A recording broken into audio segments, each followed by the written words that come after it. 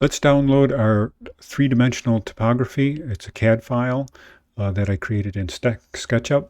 So I'm just going to go to the site and click that. It's going to download it, and I'm going to put it in my CV12 folder. And that's going to be available for importing when we go into Revit, which we'll do now. So I'm just going to close down the browser here. And I have Revit in the background, and I'll go ahead and create a new architectural template. And the first thing I'm going to do is go to Insert and import a CAD file, and go to that topography, and you'll notice that it says that the file name is a DWG file. We're going to import it that way, and we don't need to make any other changes to this. This will probably automatically detect just fine. And I'll go ahead and click Open, and it's a lot larger than the scale of our starting site markers or our elevation markers. So I'm going to select those individually here and just move those off to the side a little bit.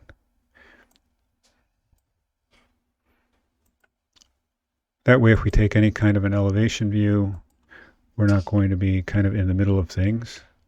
So give me a second to do that. I'm selecting them and then using the Move tool to pull them off. And one last one. Move tool. Okay, now let's go ahead and pop into a 3D view so you get a good idea of what we have here. And so there is a flat sheet in here, and then there is our topographical terrain. And so what we want to do now is we're going to go to Massing and Site, and we're going to convert this three-dimensional geometry into a topography geometry. And that is a site or a geometry that has isobars instead of this polygon type surface.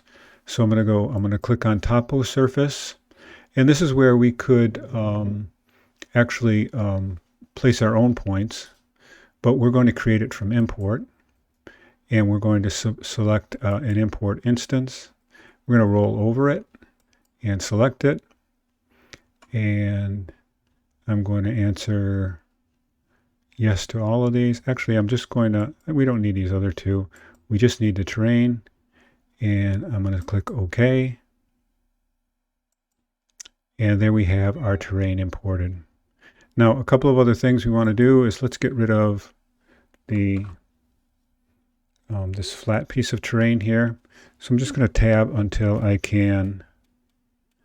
Oops, hold on. I have to complete this. Let's go ahead and I'm going to grab this and see what that is. That's the topography. So I want to grab the next thing. That is the imported symbol. I'm going to go ahead and delete that. It's pinned, so I have to unpin it. And now I can go ahead and delete it. And that takes care of everything. I have these level lines that are still here. These are the actual level lines that Revit creates.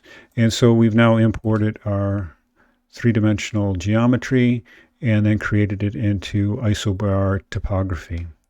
And we can actually look at this in a rendered view. And right now it just makes it a dark brown, but you can see the nice amount of texture that we have. So in the next bit of video, we will import the image geometry.